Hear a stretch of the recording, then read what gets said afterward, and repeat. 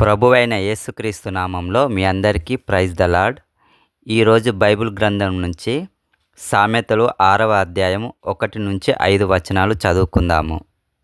నా కుమారుడా, నీ చెలికాని కొరకు పూట పడిన ఎడల, పరుని చేతిలో నీవు నీ చెయ్యి వేసిన ఎడల,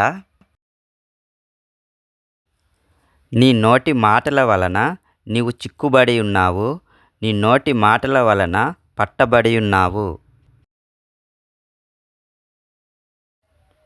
నా కుమారుడా, నీ చెలికాని చేత చిక్కుబడితివి. నీవు త్వరపడి వెళ్ళి విడిచిపెట్టుమని నీ చెలికానిని బలవంతము చేయుము. ఇలాగు చేసి తప్పించుకొనుము. నీ కన్నులకు నిద్రయైనను, నీ కనురెప్పలకు కునుకు పాటైనను రానియకుము.